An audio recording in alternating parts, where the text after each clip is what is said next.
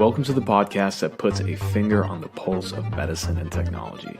On this show, you'll hear from investors, industry executives, and healthcare providers on the science and business of medicine. I'm your host, Omar M. Khatib, and this is the State of MedTech.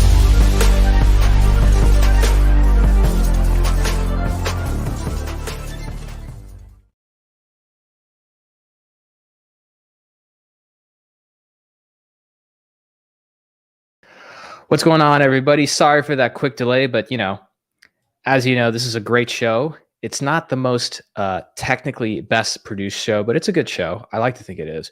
So I wanted to do a live today, and of course, for some of you who are going to be listening to this on the podcast, but I wanted to cover a topic today about how med reps can take advantage of their time and the advice they give. And I'm going to share with you why that's important. So the other day, I received a message from somebody, which I'm going to bring up. And again, this is not to disparage, the person who reached out to me. This happens all the time. And I don't feel, I feel bad for this person because it's not them, it's their company that does business this way. So let me give you the scenario. The scenario is this: you're a medical sales rep, right? Maybe you're an associate, maybe you're a director, right? Or a manager. Eventually, at some point, you're going to get a message from somebody on LinkedIn, and they're going to say something like this. Hey, hope you're doing well today. My name is insert name here, right? And I'm conducting research on the MedTech industry. And I'm hoping to learn more about some of the macro trends that are impacting the industry. Trends that would influence consumer choices, right? Something like that. Macro trends, and influencing XYZ buyers' choices, right? The moment you see that, this is not somebody who's just looking to catch up with you. They have a job and they work for what's called a market research company. So a market research company, as an example, Accenture, Gartner, these companies make billions and billions of dollars by essentially compiling research, right, for investors, for companies, and creating reports out of them. Perfectly fine. And this gentleman who reached out, perfectly nice guy, he's like, hey, I saw you put out a lot of good content on LinkedIn, etc. And I wanted to see if I could ask you some questions, right? My schedule this week and next week is free. Anytime works, let me know. Okay. And I used to get questions like this all the time when I was a rep, and especially like when I was starting out, right? And of course, when that happens, like I used to get pretty excited, right? And I was like, man, like somebody wants to know, like they want to get advice for me, right? Great, fantastic. And so I would get on and spend like an hour with these people, giving advice, telling them what I'm seeing in the market and everything, not knowing that I should be getting paid for this. And again, at the time I was younger, I did not know any better. So part of the reason why I do this show is because I want you, the audience, you young reps who are out there, managers, directors, even some VPs, I want you to learn through my mistakes. So that way you have a better career, you have better use of your time, you don't make the mistakes that I made, and also you make more money. And so this person who reached out to me, I went and looked at their profile. So here's the steps of how you get paid in the world of market research. And again, you could be an associate rep with 1 year experience. You have valuable information, right? And the reason why I mentioned this is because for somebody who's an analyst, it's going to take them hours or days to find this information, and you can essentially give them this information in a 1 hour call. You should be paid for that. Okay. So step number one is when you get a message like this, go look at this person's profile and see where they work. If they work at an Accenture, a Gartner, Third Rate, whatever these companies are, you should be getting paid. If you don't know if this is a big company, go look at the company they work at. If the company has more than 10 people, they're making good money, right? You should be paid. Right? So my response to him is, hey, is this a paid engagement? Be very direct. Some people don't feel comfortable doing things like that. But guess what? That's how you get paid in this world. Direct, straight to the point.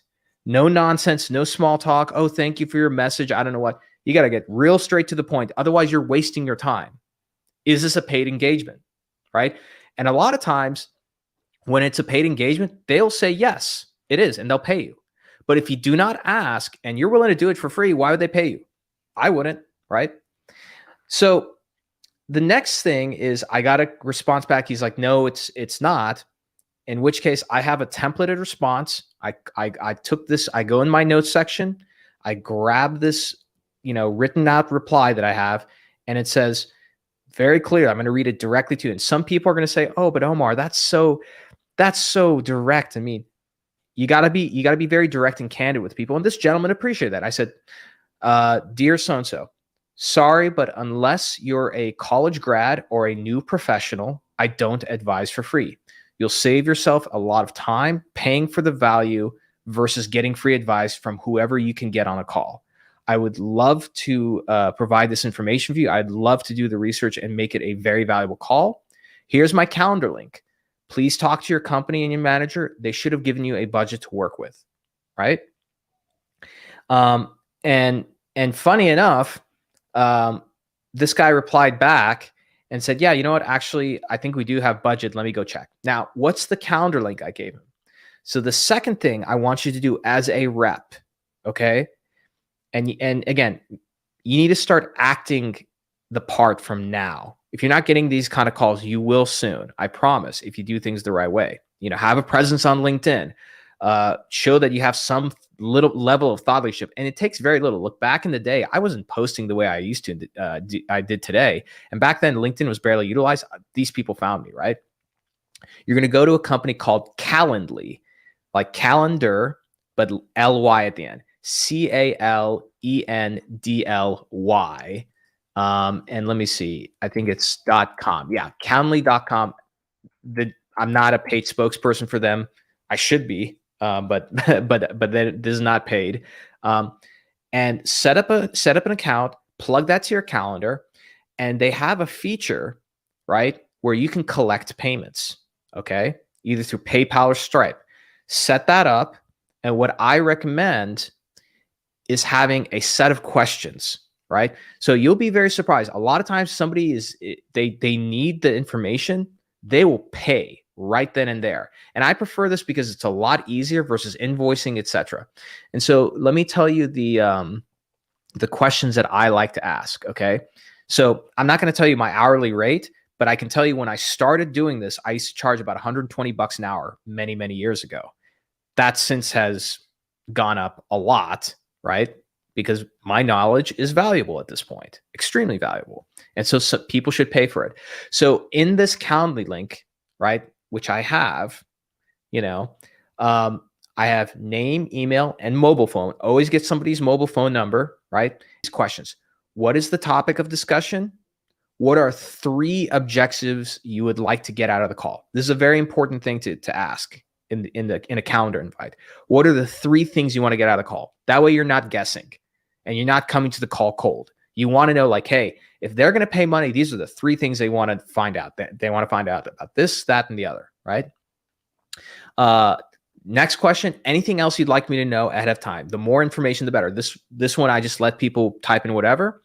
Then I have another thing that says relevant links, like website, social media, whatever they want me to look at, plus link for files to review. So that way they can send me all the information.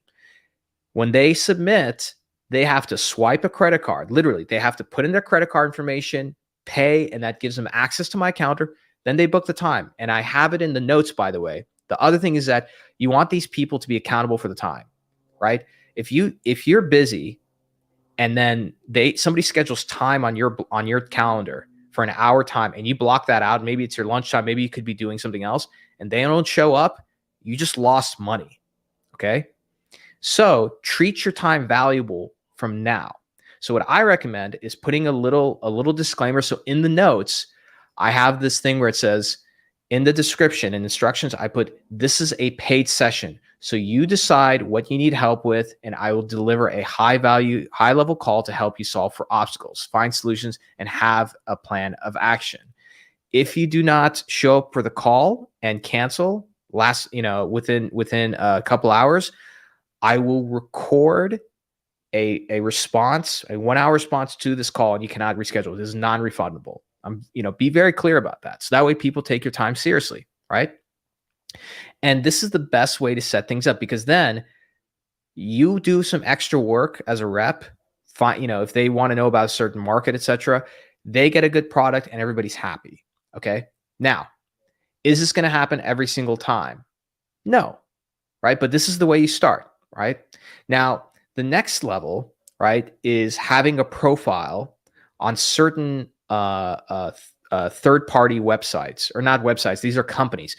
And so there are two that I like in particular. There's many of them, but the two that I often have used quite a lot, one is called Third, and these are not paid sponsorships for them. I wish they were, but I'm just trying to help reps out here. One is called Third Bridge, THIRD, like the third, the number third, Third Bridge, BRIDGE.com. Go. I think you can apply or create a profile and fill out your information. Okay. And that way you're able to get a profile with them, so that when somebody looks up like experts in spine or experts in this or in that device, whatever, you can come up and then they'll say, hey, can we get you on a call? And these calls are very, very basic. They'll call you ahead of time and prep you, say, hey, we have some investors who are going to be on this call. We're going to ask you these questions. And a lot of this is due diligence. So sometimes investors will get together and they want to evaluate some company in, like, I don't know, the urology space. And let's say you're a urology rep. So they want to get somebody like you on the call who's seen the market, who has at least experienced these things, and ask questions like, hey, how are surgeons responding to, let's say, adoption of robotic surgery?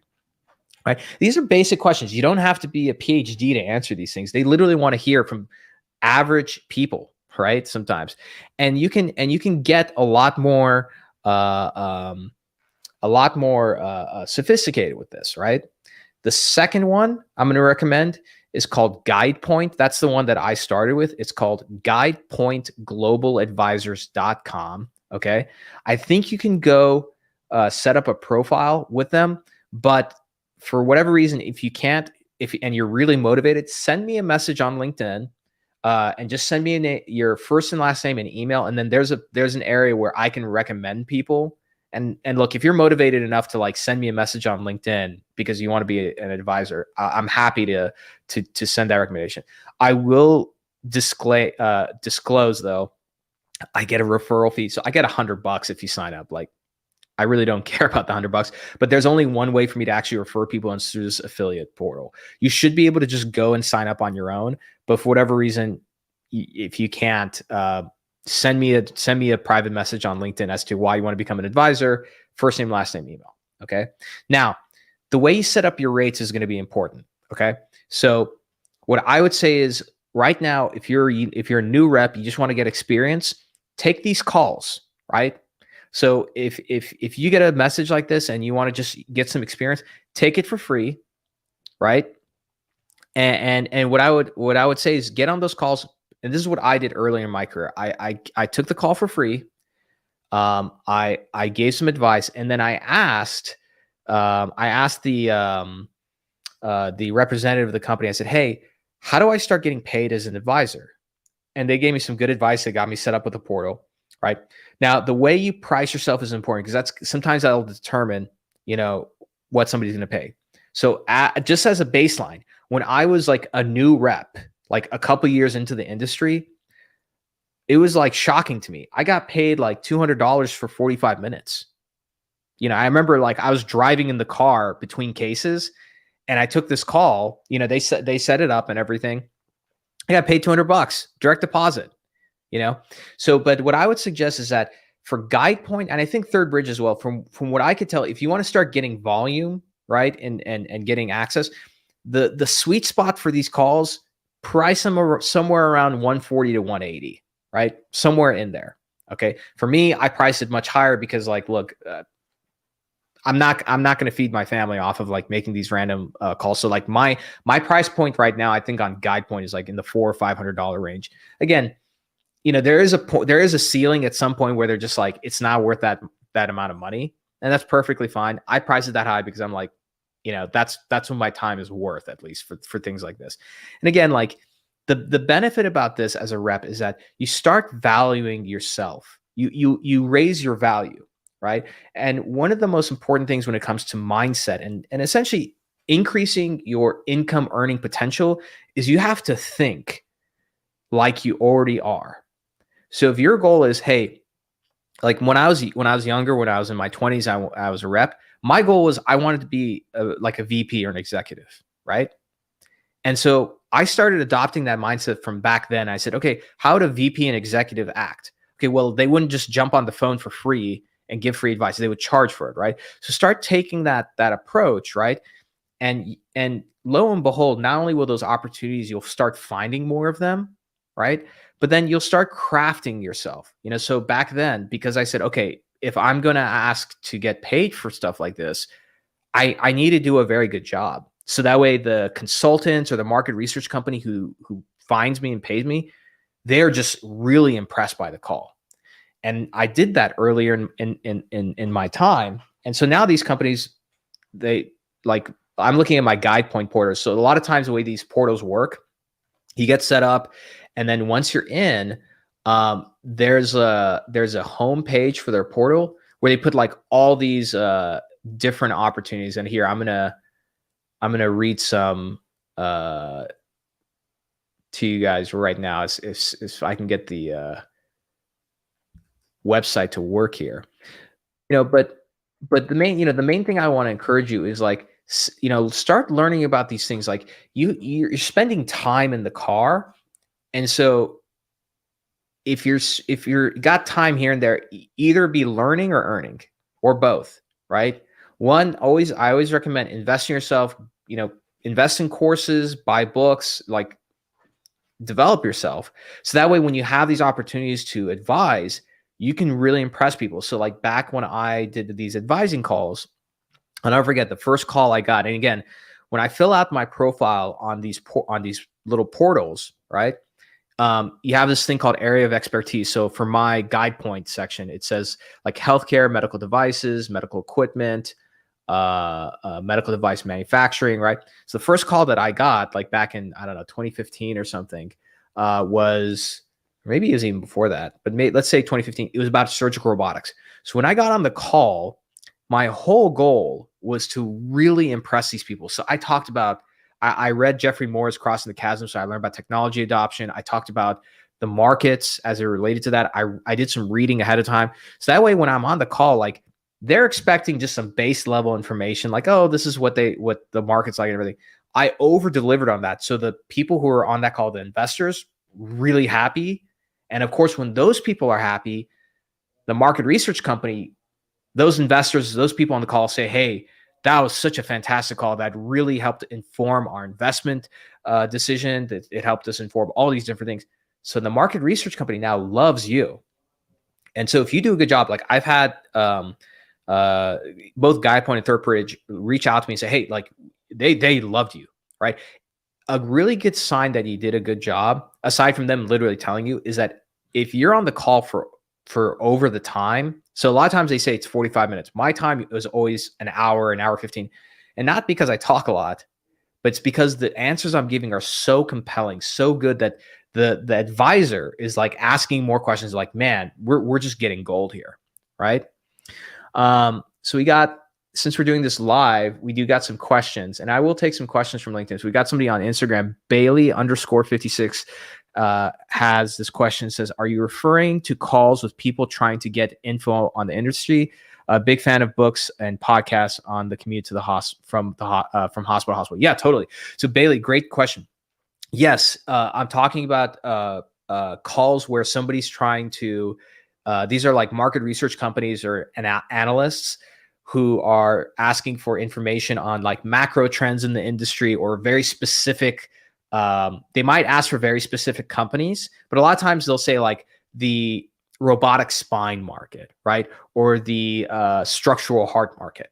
And for those of you who, again, some of you are in really big companies, I know people get nervous about this, about like, am I going to get in trouble doing this? These market research companies, the last thing they want is a lawsuit. So like in their application, when let's say they reach out to you, or you see a posting on your portal and they're like, hey, are you good to advise on this? You fill out some information like, why are you qualified to talk about this? And usually it's like a sentence or two. But then also like, where do you currently work? Are there any conflicts of interest and everything? Is it a public company? And a lot of times, like, it's on rare occasion that there's a conflict. Usually the conflict is like you sit on a board or something, or you know, answering questions about the call that they're about to have might reveal like insider like trading secrets, right? Things like that. So it's really rare, you know. And so, but that's, I wanted to get on and just like talk about this topic because I think it's really important to address this, to really understand like how do you take advantage of your time as a rep. And again, even if you're a new rep, uh, value your time, right? So when you have, as you get more active on LinkedIn, if you have a good profile, you're making posts, even if you, especially if you write an article or two, like you're going to pop up on somebody's radar, and they're going to say, we should, like, we're doing all this research. We can get 2 or 3 days of research done in an hour talking to this guy or gal, right? In that case, number one, if you're just getting started, if you want the experience, hey, do it for free, right? But always ask, like, hey, is this a paid engagement? They'll respond yes or no. If they say no, then you can say, hey, totally understand, but I'm happy to do it anyway, right? That's number one. Number two, go set up your profiles with Third Bridge and GuidePoint. Go look up some of these other market research companies and see who you can set up a profile with. Because again, you'll be surprised. I think when I was like really active using it, like I may have made like an extra few $1,000 in a year. Like I think in like 2016 or something, I may have done like $3,800.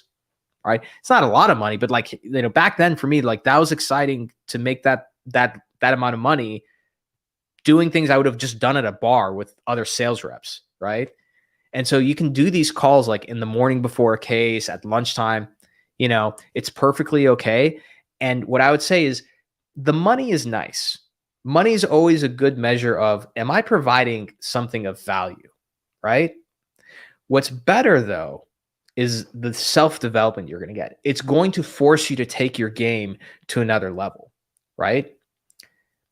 So that whole process, I really recommend it. And again, I wanted to just do this quick podcast, sort of a live stream podcast, just to share that knowledge. So if you like this, do me a favor, like this episode, reshare it. If you have a comment, go ahead and leave a comment and let me know what you think. And for those of you who are interested to learn more about like some of these concepts and everything, I do have the Medical Sales Network Effects program.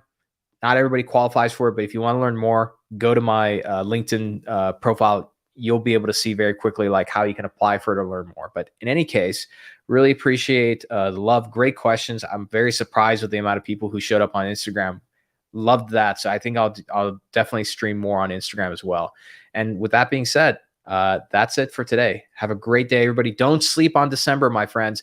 This is the quarter where a lot of people, or the month, a lot of people just take it easy. They coast.